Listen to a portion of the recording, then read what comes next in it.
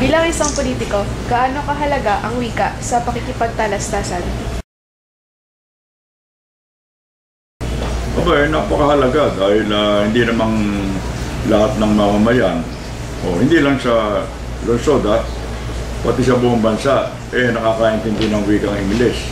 Kailangan makikipag-usap tayo sa kanila sa wikang pambansa para magkaintindihan at malaman nila kung ano ang mga patakaran at ano ang mga ginagawa ng kanilang alkalde. So para po sa inyo, mas mahalaga po yung wikang Tagalog kaysa po sa English? Siyempre. Ating kwan yan our very own Kaysa naman sa nangihiram tayo na ibang lingwahe. Pero kailangan din naman yung wikang English, di ba? Sa international. Pero kung tayo-tayo lang naman, ba't naman natin ikakahiya yung ating sariling wika? For medium of instruction na din po yun. Kahit sa instruction. Kasi there is a law now which mandates na kahit sa husgado, sa pagtistigo ng mga witness, testigo, pwedeng gamitin ang sariling wika kahit sa Kongreso, pwede din sila magsalita sa sariling wika. Hindi ba may kasabihan? Ano ba ang sabi ni Dr. Jose Rizal? Ang hindi marunong magmahal sa sariling wika, tulad sa hayop at malansang isda. Di ba? Opo.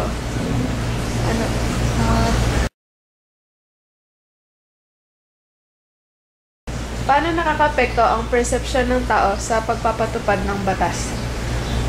Depende sa tao na yon. Merong mga tao, yun talagang masunurin, mga mabait, matitino.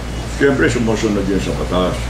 Meron naman, ang gusto, yung lumalabag sa batas. Pero konti lang yun. Ang batas kasi, ginagawa yan para sa kabutihan ng lahat, para magkaroon ng pagkaayos, orderly, peaceful, gano'n yan.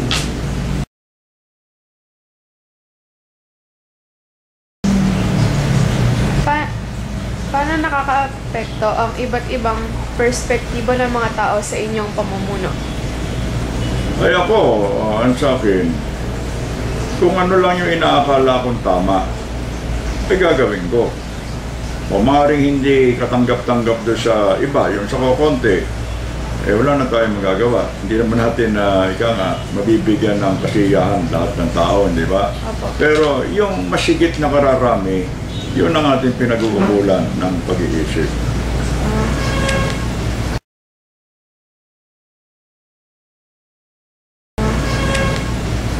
Ano po sa inyo ang katangian ng isang mahusay na speaker na magtatalumpati? Yung nasasabi ng katotohanan. Hindi kabulaanan o pambubola lang ang ginagawa.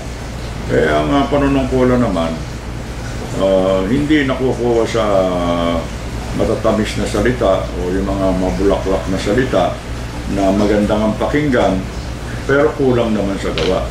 Mas mahalaga kung ano yung nagagawa mo. Dahil kasi ang tao, hindi mo naman malilin lang yan. Alam nila kung sino yung lumagawa, kung sino yung puro salita lang ng salita, puro daldal lang ng daldal, wala naman nagagawa. Puro pangako, napapako naman.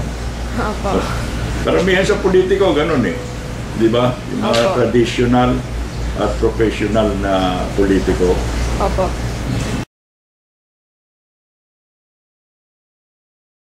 Nakaka-apekto ba ang edukasyon o antas ng kaalaman ng tao sa panunungkulan sa pamahalaan? Paano? Siyempre. Siyempre, kung nakatapos ka ng kolehiyo, more or less, mas nakakaintindi ka kung anong dapat mong gawin para sa kabutihan ng bansa, ng lungsod o ng mamamayan. Kesa naman doon sa wala kang naabot na mataas na pinag-aralan, kahit anong kagustuhan mo na gumawa ng mabuti, hindi naaabot ng pag-iisip mo yun Kinakailangan edukado yung nanunungkulan on a general basis to dahil meron din naman na hindi nakapagtapos pero tapat naman manungkulan. At likas sa kanyang kalooban o sa isipan yung magbigay ng isang malinis, wagas at masinop na paglilingkod. Yun ang mas importante. Kaysa mataas ang pinag-aralan mo, kaya hindi. Pero as a general rule, mas magaling na yung may naabot kang mataas na pinag-aralan dahil more or less, ang pag-iintindi mo malawak.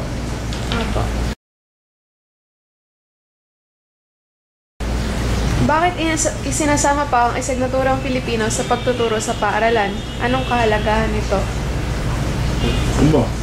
Sariling wika natin yan eh. Kaysa ang pipiliin naman natin yung wikang dayuhan. Di ibig sabihin hindi natin talagang minamahal ang ating tinubuan lupa. Di ba may kasabihan sa English? Charity begins at home.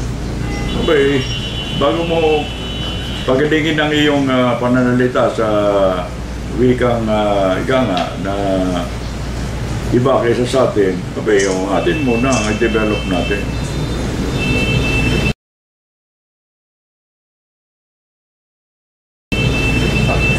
Ito po yung last. Ano ang pinakamahalagang problema dito sa Maynila na pinagtutuunan niyo ng pansin? Ano ang solusyon dito?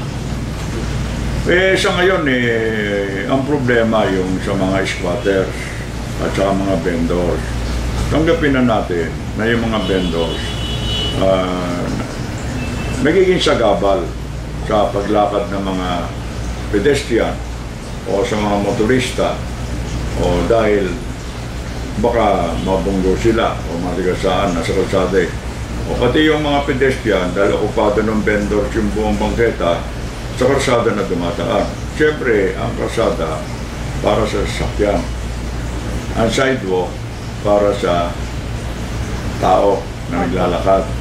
Dahil nga sa maraming walang hanap buhay, dahil alam mo naman, yung tiga Mindanao, Visayas, Northern Luzon, balita nila, dito sa Metro Manila, maraming trabaho. Hindi na nalalaman halos lahat ng trabaho dito naibigay na. Nagpupuntahan sila dito. Paano ngayon? Wala silang hanap buhay.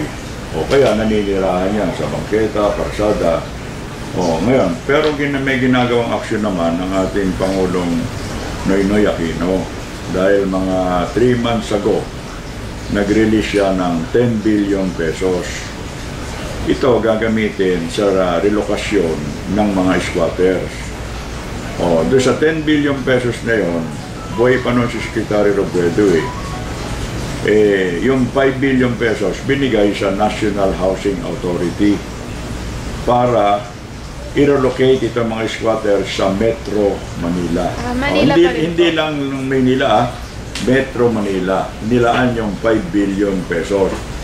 Kasalukuyang gumagawa ang National Housing Authority ng 6,000 house and lot units dyan sa San Jose del Monte. Malapit lang. Kaya yan, pag nayari yan, yung mga squatters dito, ang first priority, yung mga nakatira sa mga estero. Dahil danger zone yun Pag bumaha o bumagyo, baka rin yung mga bahay nila, pati sila. Baka malunod. Kaya yun ang first priority. Nung nabubuhay si Secretary Robredo, napag-usapan kasama ng 17 alkalde ng Metro Manila, saka chairman ng MMDA, si Chairman Francis Tolentino, na silang mamamahala sa relokasyon. Pag nagawa na yung relocation site. Yung, di ba sabi niya po, 5 billion sa housing, isa po. Alin? Yung kalahati po. Para sa national naman. Hindi lang naman sa Metro Manila. Pero si Presidente Noynoy Aquino lang ang nag-release ng 10 billion pesos to handle this problem. Yung squatter.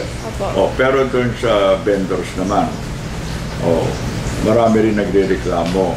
Pero dahil naaawa naman tayo, pinayagan natin sila na magtinda sa bangketa, pero may sukat 1 by 1 square meter para makapagtinda sila.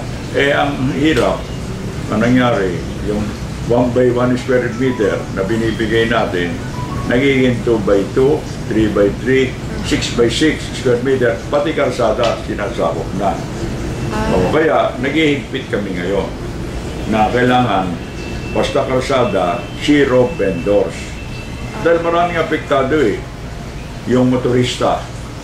Kung mabangga ngayon yung mga mamimili dahil nandun nga sa kalsada o yung pedestrian, hindi na makadaan doon sa bangkete. Dito na dumadaan sa kalsada.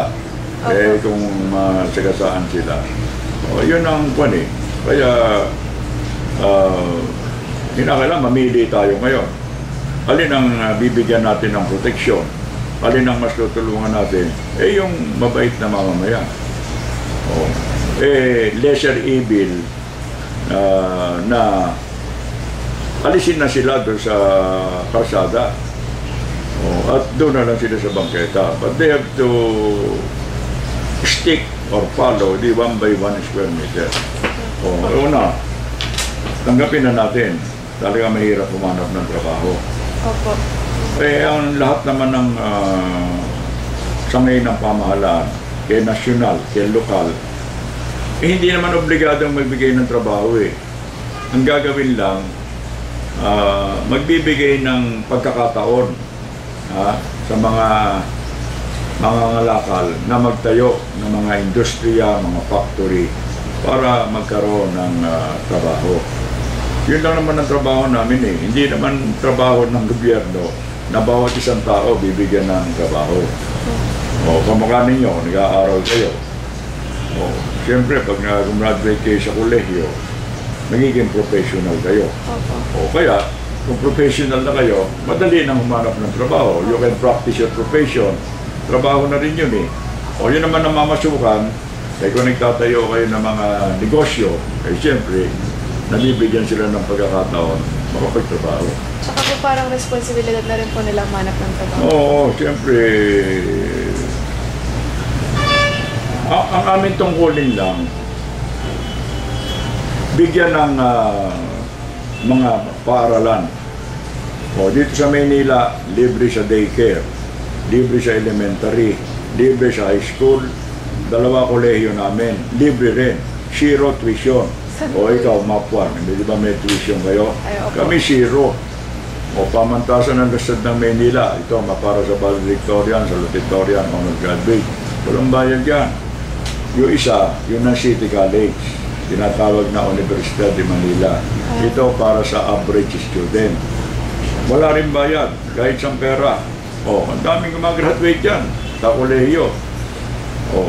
Hindi nagbabayad. Ngayon, ganong student population ng City College, mga 12,000. PLM, ilan? 9,000. Ito yung mga graduates namin sa 32 public high schools. Yan ang obligasyon namin. Yan ang responsibilidad namin. Kami naman natutuwa na ang Maynila lang ang merong ganyan serbisyo.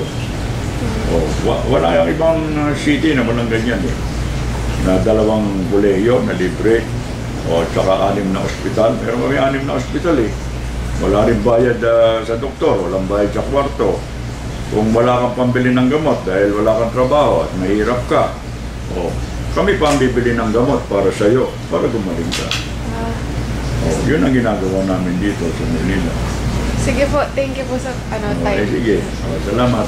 Okay.